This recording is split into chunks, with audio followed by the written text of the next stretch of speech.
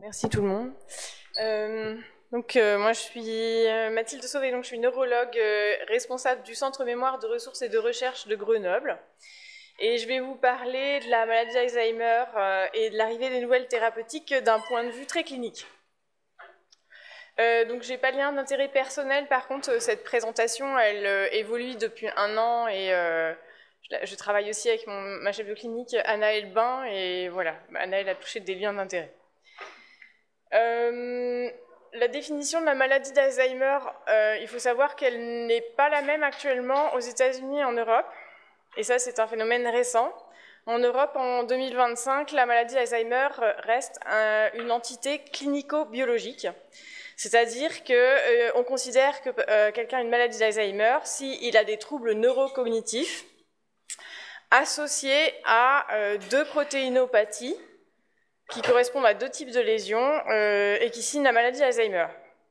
Dans la forme clinique, le trouble neurocognitif, vous avez la principale que vous connaissez toutes, qui représente 65% des maladies d'Alzheimer et qui correspond à la forme amnésique, aux troubles de la mémoire, aux difficultés à se souvenir et à mémoriser de nouvelles informations. Et puis vous avez des formes focales qui représentent tout de même 35% des maladies d'Alzheimer, qui touchent plus souvent le sujet jeune, dont l'atrophie corticale postérieure, où c'est une atteinte du système neurovisuel qui fait que les gens ont du mal à comprendre ce qu'ils voient, à analyser ce qu'ils voient, ou l'aphasie primaire progressive logopénique, où là les patients ont du mal à formuler des phrases, à trouver les mots parfois, ils font des phrases avortées, c'est un peu difficile de parler. Et puis il y a d'autres formes un peu moins courantes et qui se voient plus souvent dans d'autres pathologies, qui sont également observées. Les 2 protéinopathies dans la maladie d'Alzheimer, ce sont l'amyloïdopathie, dont on va beaucoup parler aujourd'hui, et qui est le premier phénomène dans la maladie d'Alzheimer, et une tauopathie dite secondaire, classiquement, qui, elle, est corrélée aux troubles cognitifs. Et cette précision est importante. L'amyloïdopathie est responsable de plaques amyloïdes, et la tauopathie se traduit au contraire par des dégénérescences neurofibrillaires qui sont extraneuronales. Voilà, donc les anti-amyloïdes, ils vont cibler les formes cliniques les plus certaines de maladie d'Alzheimer et uniquement les plaques anti-amyloïdes. Le continuum de la maladie d'Alzheimer est à connaître. Donc la maladie d'Alzheimer, c'est une maladie qui peut durer jusqu'à 40 ans. Il y a toute une phase qu'en Europe, toute une phase où le patient n'a pas la maladie d'Alzheimer, mais est déjà en train de constituer des lésions. On a la phase préclinique qui dure 10 à 20 ans, où il y a des anomalies biochimiques qui peuvent être mises en évidence. Et puis ensuite, il y a une plainte cognitive subjective. Le patient se plaint déjà, mais nous, on n'est pas capable, avec des tests, de mettre en évidence des difficultés particulières. Quelle est la durée de cette plainte? On ne sait pas exactement. Et en tout cas, pour nous, en Europe, ces patients-là, ils sont à risque d'évoluer vers une maladie d'Alzheimer. Ils ne sont pas considérés comme ayant une maladie d'Alzheimer. Et puis ensuite, on a le stade de maladie d'Alzheimer, stade auquel on peut annoncer la maladie, avec d'abord le trouble neurocognitif mineur, que vous connaissez sous le nom de MCI, ou sous le nom aussi de phase prodromale de la maladie quand les lésions sont authentifiées, qui dure 6 mois à 12 ans, donc la durée est très très variable, avec des troubles cognitifs qui sont présents dans la vie quotidienne du patient, mais qu'ils compensent avec différentes stratégies, et des tests pathologiques quand on les teste en bilan neuropsychologique qui dure 2 heures et demie. Mais la CDR, on verra ce que c'est, reste à 0,5. Globalement, le patient il se débrouille, il y en a qui travaillent encore, etc. Et puis, il y a le stade de trouble neurocognitif majeur, qui grossièrement correspond à ce qu'on appelait autrefois la démence, qui dure 10 à 15 ans, où là, en plus de la plainte qui émane plutôt de l'entourage et des troubles observés, on a vraiment une perte d'autonomie qui va s'aggraver et qu'on met en évidence sur des échelles d'autonomie, avec différents degrés. Le degré léger où en gros la patiente a un peu de mal à prendre ses médicaments tout seul, à faire ses comptes, payer faire les impôts, etc. C'est léger. Le MMS est supérieur à 20, on va en reparler. Et puis jusqu'au décès. Il y a des essais cliniques, il faut savoir qu'il existe déjà en phase préclinique et de plainte cognitive subjective, notamment chez les patients dont on sait qu'ils vont obligatoirement avoir une maladie d'Alzheimer, et à 10 ans près, c'est les patients qui sont porteurs d'une mutation génétique de forme mendélienne. On a essayé beaucoup de traitements, environ 250 depuis l'an 2000, dans la maladie d'Alzheimer, au stade de troubles neurocognitifs majeurs. On a décrété que c'était trop tard, qu'on n'y arriverait pas. C'est comme une CEP avec un EDSS supérieur à 6 ou un patient qui a un cancer mais qui est déjà au stade multimétastasé. C'est difficile d'imaginer de le guérir. Et nous, donc la fourchette cible des traitements actuels, c'est les Disease Modifying Treatments. C'est au niveau du TNC mineur et d'une TNC majeur mais léger. Pour comprendre l'ensemble des procédures de recherche, il faut connaître deux échelles. Donc, le MMSE, que peut-être tout le monde connaît, je ne me représente pas trop, qui est un test qui n'est pas très difficile, qui existe depuis 1975, mais qui est la référence mondiale pour évaluer à minima les fonctions cognitives, avec, il y a 5 questions sur l'orientation temporelle, date complète du jour, 5 questions sur l'orientation spatiale, où êtes-vous actuellement, 3 questions, 3 points pour répéter 3 mots, un rappel immédiat, 5 questions sur un calcul mental qui permet d'évaluer à la fois le calcul, mais aussi la mémoire de travail. Et puis, on demande les 3 mots mémorisés initialement, on demande de les rappeler, c'est un rappel différé, et là, ça évalue spécifiquement la mémoire épisodique qui est atteinte dans la forme classique de maladie d'Alzheimer. Ensuite, vous avez 8 questions sur le langage, qui évolue plutôt le cerveau gauche, classiquement, et une question sur l'apraxie physioconstructive, qui évalue plutôt le cerveau droit. Et puis, donc, ce test, il est sur 30. La normale, il n'y a pas une note normale, ça va dépendre du niveau socioculturel, ça va entre 24 et 30. Mais en tout cas, pour avoir le droit au traitement, il faut que le MMS soit supérieur ou égal à 22, on va en reparler. Une autre échelle, c'est la CDR, la Clinical Dementia Rating Scale, qui est très utilisée en recherche, mais par contre très peu en clinique. Cette échelle, elle a un score qui est Clinical Dementia Rating Scale global, qui va de 0 à 3 et qui permet de définir le stade comme on l'a vu précédemment. En évaluant différentes dimensions, mémoire, orientation, jugement et résolution de problèmes, activité hors du domicile, maison et passe-temps, prise en charge personnelle, c'est-à-dire les soins personnels, s'habiller, se laver, etc. Cette échelle de 0 à 3, c'est un calcul un peu bizarre, il faut remplir ça se fait automatiquement. Permet donc juste de savoir le stade. Et puis, il y a un autre score qu'on utilise, c'est la CDR Sum of Box, qui est la somme de ces cases, en fait. Il y a 6 items, c'est la somme de ces cases, qui va, elle, de 0 à 18, puisque les grades vont de 0 à 3. Et c'est cette échelle qui, par contre, est utilisée en général pour évaluer un protocole en recherche. Concernant les anti-amyloïdes, ils vont donc agir uniquement sur la voie amyloïde, comme on en a parlé. La voie... Je ne sais pas si on voit la souris ou pas. Non. Ah, c'est dommage. La voie... vous n'avez pas de pointeur? Ah si, peut-être là.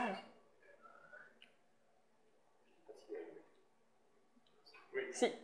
Voilà, la voie amyloïde, donc on a la protéine APP qui est transmembranaire au niveau du neurone, qui, chez vous, si vous êtes en forme, est plutôt dégradée par la bêta-sécrétase et l'alpha-sécrétase, pour donner l'alpha-APP qui est neurotrophique. Et si vous avez une maladie d'Alzheimer, c'est dégradé par la bêta-sécrétase, puis la gamma-sécrétase, et ça forme de la bêta-amyloïde, notamment l'IN42, qui est hydrophobe, donc qui va rapidement s'agréger en protofibrilles, puis en fibrilles, puis en plaques amyloïdes, qui sont extraneuronales. Donc. Et on a essayé différents traitements sur cette voie sans grand effet, et on a finalement un premier traitement, le lecanemab, via l'étude Clarity, qui a montré son efficacité. Enfin, on va en reparler. Et il y en a un autre aussi, le donanemab, qui a montré une efficacité en agissant au niveau des plaques, alors que le lecanemab agit au niveau des protofibrilles essentiellement. C'est l'étude de Clarity, qui était la phase 3. Donc le lecanemab, c'est un anticorps humanisé IgG1 monoclonal qui est dirigé contre les protofibrilles de la protéine bêta-amyloïde. Cette étude a inclus 1795 patients de 50 à 90 ans, avec un MMS entre 22 et 30, donc comme je vous le disais, un MMS encore haut, au stade de troubles neurocognitifs mineurs, c'est-à-dire qu'il y a des tests pathologiques mais pas de perte d'autonomie, ou majeurs, stade léger, avec une maladie d'Alzheimer qui est confirmée quand même par une étude du LCR ou par un TEP amyloïde qui permet de marquer les plaques en médecine nucléaire, avec un faible comorbidité cérébrovasculaire, on va en reparler, c'est préférable. Le protocole correspond à 10 mg kg IV toutes les 2 semaines. C'est une étude contrôlée, randomisée, faite en double aveugle, multicentrique, qui a duré quand même 18 mois, ce qui n'était pas tout le cas de toutes les études Alzheimer autrefois.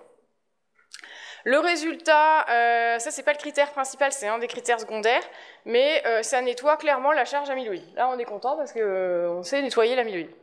C'est vrai.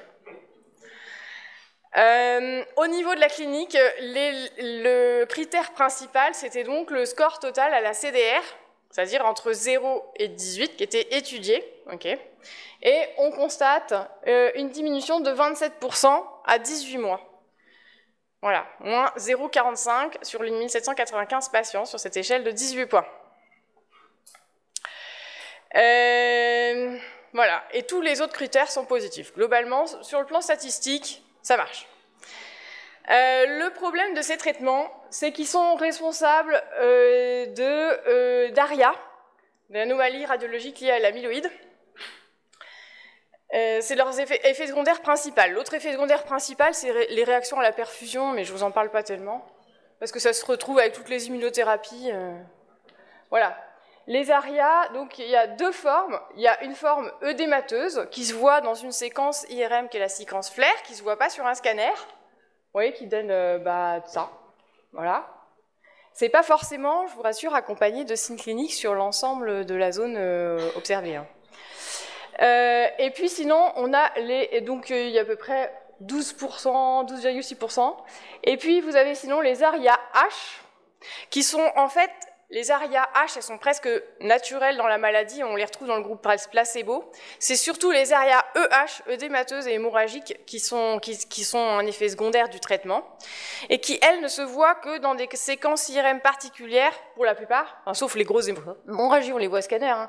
Mais sinon, c'est en IRM, séquence soit SWI, soit T2 étoile, et ça, peut-être qu'on aura l'occasion d'en reparler, s'il y en a qui connaissent l'imagerie. Donc, il y a les microblitz, qui sont des petits points, là, des petites micro-hémorragies de moins d'1 centimètre.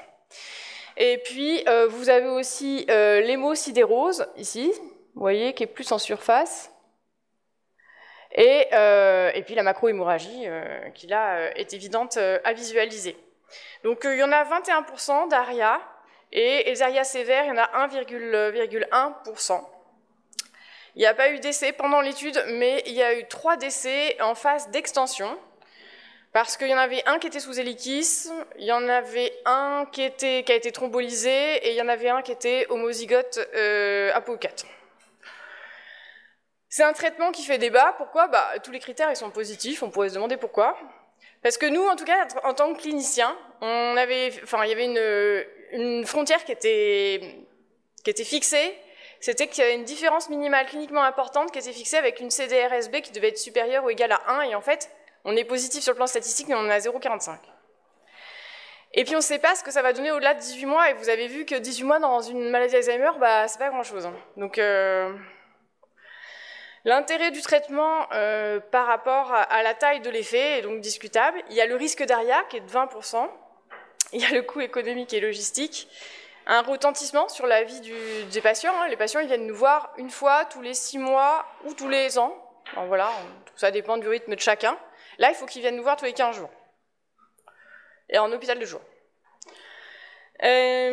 Alors, finalement, quand même, le lecanemab, c'était une belle arrivée en 2023. Ça a été évidemment rapidement approuvé par la FDA. Ça avait été refusé en Europe en 2024.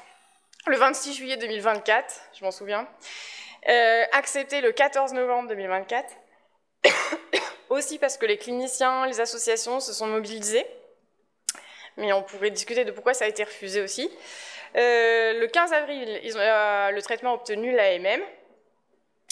Et là, il y a une évaluation qui est en cours par l'HAS et la NSM, et on attend peut-être un début de mise en place sous forme d'un protocole contrôlé en octobre 2025. Et on nous dit que ça ne passera pas avant son courant avant 2027. Ceci dit, les cliniciens étant mobilisés, nous avons rédigé des recommandations, et on travaille dessus depuis 1 an et demi.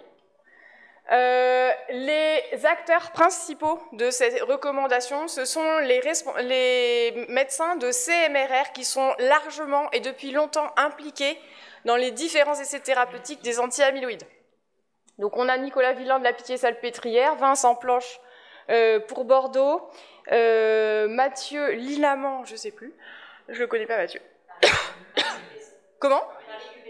Paris QPC, Charlotte Cordonnier qui est neurovasculaire, Maria Soto-Martin qui est responsable du CMRR de Toulouse en gériatrie, Hélène Moyon qui est responsable du CMRR neurologique de Lyon et qui est des essais thérapeutiques à Lyon, et Stéphanie Bonbois qui travaille à Pitié-Salpêtrière, et enfin Julien Delreux qui est aussi également neurologue à Toulouse dans l'équipe de Maria.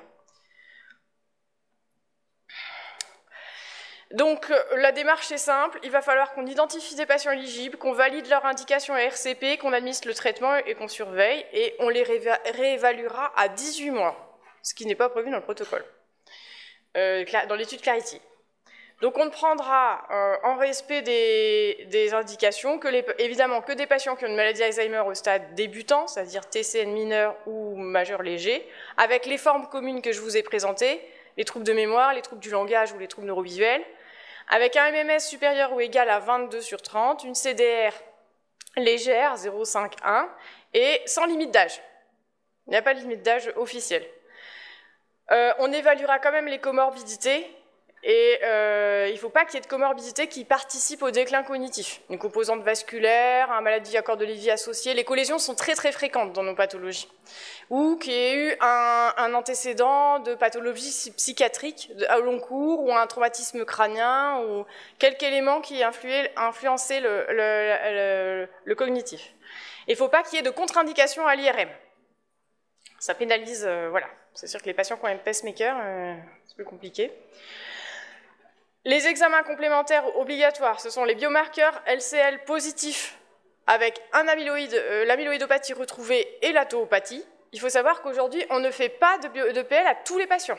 On fait des PL aux patients chez qui on a un doute diagnostique ou au stade de troubles neurocognitifs mineurs. Ça, c'est obligatoire. Et puis, à tous les moins de 65 ans, mais ils sont de 35 000. Et on fait aussi un PET amyloïde si on ne peut pas faire la ponction lombaire, quand c'est discordant. Pour l'instant, on n'utilise pas les biomarqueurs plasmatiques, d'accord ? Heureusement, l'équipe de Nicolas Villain a déjà commencé à faire une étude qui montrerait qu'on pourrait éviter 67% des ponctions lombaires en faisant les biomarqueurs sanguins. Donc on espère que Nicolas va nous rendre ça possible en pratique, parce que ce serait vraiment mieux pour tout le monde. Il faut une IRM de moins de 6 mois pour commencer. Et là, on pourra en discuter, plutôt T2 étoiles, normalement. Mais s'ils ont la SWI, ben, on prendra quand même les patients. Et ça fait une inégalité entre les patients qui est un peu difficile à comprendre. Contre-indication, les traitements anticoagulants, puisque avec les ARIA, on fait saigner, on ne prend pas le risque chez un patient qui risque déjà de plus saigner. On accepte quand même les patients qui sont sous antiagrégants, mais la double anti-agrégation doit être à discuter au cas par cas. Il ne faut pas qu'il y ait de troubles de l'hémostase, évidemment il ne faut pas qu'il y ait moins de 50 000 plaquettes ni un INR supérieur à 1,5, et on ne prendra pas en Europe, mais en France en tout cas, les homozygotes pour l'allèle ApoE4, parce que ça donne beaucoup plus d'ARIA. L'ApoE4, elle est aussi impliquée dans les saignements, dans l'angiopathie amyloïde, et donc il y a un risque de saignement qui est vraiment supérieur, qui monte jusqu'à 39% dans l'étude Clarity. Voilà, après il y a tout un tas de critères IRM que je ne vais pas vous détailler ici. Une fois qu'on aura ciblé un patient éligible, il faudra qu'il ait le stempel CMRR.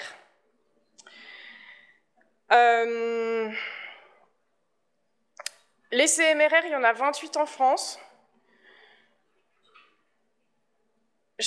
tout patient pour qui on décidera en France d'avoir ce traitement devra être validé en réunion de concertation pluridisciplinaire d'un des 28 CMRR. Avec au minimum un patient, le médecin prescripteur évidemment, le médecin spécialiste du CMRR, qui peut être un gériatre, un psychiatre ou un neurologue, et un neuroradiologue. Et puis souvent, et c'est préférable, une neuropsychologue, une orthophoniste, un médecin de médecine nucléaire et un biologiste spécialiste des biomarqueurs. Il y aura une évaluation personnalisée de la balance bénéfice-risque. Et éventuellement, on demandera des évaluations complémentaires avant de valider l'autorisation. Mais il y aura quand même des dossiers par patient, il faudra faire une demande d'accès précoce au départ. On ne va pas partir sur du soin courant avant 2027, un programme d'accès contrôlé, et il y a même un protocole de surveillance qui va être mis en place, qui est porté par Oxon Épidémiologie à Londres, qui est basé à Londres, pour surveiller les effets indésirables des 1000 premiers patients traités dans 6 pays européens, dont la France. Ça devrait commencer à l'automne. Je vous parle de CMRR, on est 28 CMRR et il y a 400 consultations mémoire. Pour l'instant, c'est prévu que tout se fasse au CMRR. Donc là, je vous montre notre territoire, comme ça je vous présente la région en même temps. Donc c'est le territoire arc-alpin en Aura. Vous voyez, nous en Auvergne-Rhône-Alpes, on a 4 CMRR. Il y en a un à Clermont-Ferrand, mais on est particulièrement bien lotis parce qu'on a une grosse population. Lyon, Saint-Étienne et Grenoble.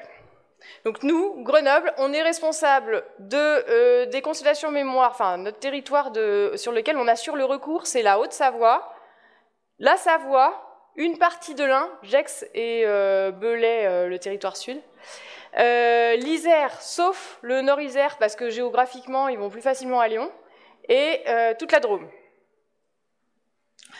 Pour faire un trajet entre Thonon, qui est au bord du lac Léman, en Savoie, et Grenoble, il faut parcourir 174 km et 2 heures de route pour faire l'aller. Voilà, perfusion tous les 15 jours. Administration du traitement et surveillance. L'administration du traitement doit se faire dans des hôpitaux de jour thérapeutiques, chose auxquelles nous n'avons pas forcément accès actuellement, puisque nous ne faisons pas de thérapeutique en hôpital de jour. Et il faut des personnels formés, mais il faut également un accès en service de réanimation et en unité neurovasculaire à cause des ARIA. Il faut pouvoir hospitaliser rapidement un patient qui présente une ARIA, qui peut mimer un AVC. La perfusion, je vous l'ai dit, c'est 10 mg kg, IV toutes les 2 semaines, ça dure 3 heures la première fois, parce qu'au début, il faut contrôler le risque allergique, et puis après, ça dure 1 heure. Et il faut faire des IRM de contrôle, avant la 3e, la 5e, la 7e, la 14e cure. T2 étoiles de préférence, oui, si c'était la séquence initiale. Et aussi pour la 27e, pour les porteurs d'ApoE4, hétérozygotes, les homozygotes, ils n'ont pas eu le droit de rentrer dans le traitement. Et à tout moment, en cas de suspicion clinique, dès que le patient il a un symptôme qui peut évoquer les ARIA, on va en reparler des symptômes des ARIA, il faudra faire une IRM pour être sûr qu'il n'est pas en train de faire une ARIA. Combien de temps? 18 mois. Et après, on a décidé de réévaluer. Et évidemment, on interrompra le traitement s'il y a une ARIA sévère ou introduction d'un traitement. Donc oui, la réévaluation se fera à 18 mois. Si le patient est passé au stade modéré, on arrêtera le traitement. S'il est toujours au stade léger ou de troubles neurocognitifs mineurs, on continuera l'évaluation, la prescription et l'évaluation régulière. Les ARIA, ça donne quoi comme symptômes? Oh, ça donne des symptômes bénins. Céphalée, nausée, flou visuel.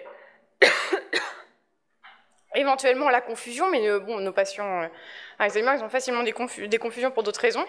Des troubles de la vigilance jusqu'au coma, et puis bien sûr un déficit neurologique focal qui va mimer un AVC, ou alors une crise d'épilepsie. Les ARIA, elles sont quand même rarement symptomatiques. Elles touchent 21% des patients, mais elles sont symptomatiques pour les œdémateuses que dans 2,8% des cas, et les ARIA hémorragiques dans 1,2% des cas.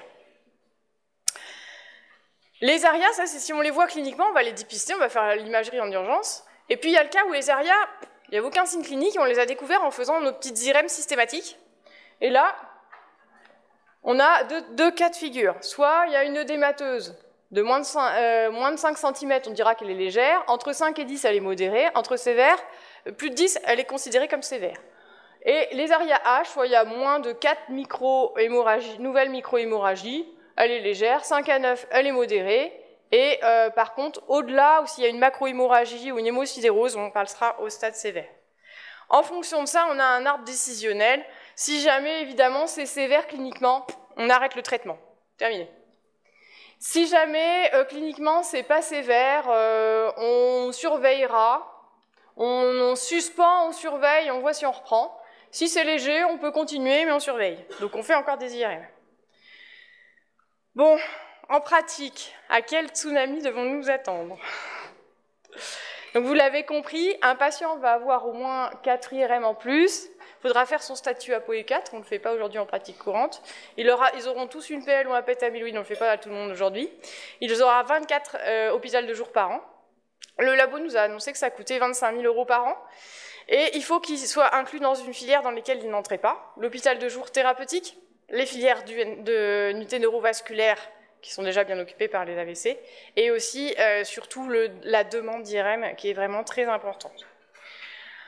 En Europe, le coût sur 27 États, sur 27 États, il y a 5,4 millions d'individus qui pourraient en bénéficier, ce qui correspondrait à un coût de 133 billions d'euros.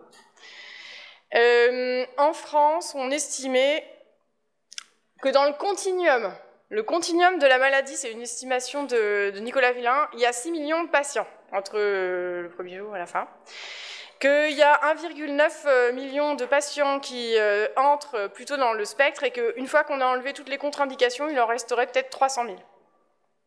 Voilà. Et par ailleurs, il faut savoir qu'en France, en 2025, on estime à 1,2 million le nombre de patients présentant un trouble neurocognitif majeur et qu'on est censé doubler d'ici 2050. C'est ce qui est annoncé avec le vieillissement de la population. Donc c'est pas une décision à la légère. Hein. En vraie vie, il y a un article qui est sorti, qui a été fait par des études américaines au niveau de Washington, avec le lecanemab, mais en dehors de protocole. Donc ils étaient partis de 1400 patients, il en restait 234 au final, donc 5,9% des patients ciblés initialement ont finalement bénéficié du traitement. De 74 ans, un petit peu plus âgés, je crois que dans Clarity, un MMS à 24, ils avaient bien l'amyloïde confirmée par le LCR, le sang, ils utilisent déjà le sang aux États-Unis, pas nous, et le PET amyloïde. Les effets indésirables, c'est une réaction à la perfusion dans 37% des cas. Dans 90%, c'est à la première ou à la deuxième perfusion, c'est pour ça que les deux premières, elles durent plus longtemps. Et dans 67%, elles sont légères. Les ARIA sur 6 mois étaient à 22%, bon finalement c'est ce qu'on retrouve dans Clarity. Il y en avait 11 qui étaient symptomatiques et il y en a 8 sur 11 qui ont été avec résolution complète des symptômes. Donc il n'y en a que 3 qui sont restés avec des symptômes à cause du traitement. Sur 194 patients, parce qu'il y en avait qui avaient été mis entre quoi. Ce qu'il faut savoir, c'est que le pourcentage d'ARIA-E chez eux n'était pas très fort. Selon le génotype ApoE4, il n'y a que 11% si jamais ils n'étaient pas ApoE4, 15% des hétérozygotes ApoE4, et le problème c'est les ApoE4 de homozygotes, parce que eux, ils étaient à 38%, mais nous on ne les prend pas. Et le pourcentage d'ARIA en fonction du stade cognitif, ça c'est un vrai problème et c'est une vraie discussion, et pour l'instant on résiste à la définition de la maladie Alzheimer, c'est qu'ils sont de 27% quand les patients sont déjà au stade de trouble neurocognitif majeur léger, même avec un MMS supérieur à 22, c'est-à-dire qu'ils ont déjà un peu perdu d'autonomie, alors que ceux qui étaient vraiment en trouble neurocognitif mineur, ils ont qu'1,8% d'ARIA. Donc plus on attend, voilà. Enfin ça, faut qu'on en discute. Voilà. Bon, nous, on espère quand même l'arrivée du lecanemab sous forme sous-cutanée, si jamais on doit continuer, parce que ça nous facilitera la vie, les patients aussi. Et on espérait que le donanemab passerait, mais il n'est pas passé. Ça peut se discuter. Et puis surtout, on ne va pas se mentir. Je vous ai dit, au tout début, sur la première diapo, les troubles cognitifs, ils sont corrélés à la protéine Tau. Si on n'arrête pas Tau, on n'aura pas fait tout le travail. C'est forcément d'emblée insuffisant. Voilà, donc c'est un traitement qui est innovant et encourageant pour nous, même s'il est d'emblée insuffisant. Et le projet des cliniciens, c'est aussi de répondre à des patients qui, de toute façon, iront chercher le traitement même à l'étranger. Et de créer des filières thérapeutiques. Comment? Oui, bah oui, c'est pas tout le monde, oui. Bah, avec une évaluation quand même personnalisée, ça va être très lourd pour les CMRR, évidemment. Et on aimerait bien qu'on nous donne des moyens. Voilà, mais on peut discuter plein d'aspects éthiques et on n'a pas l'évolution à long terme. On peut discuter pour qui, et voilà. Je vous remercie en tout cas de votre attention.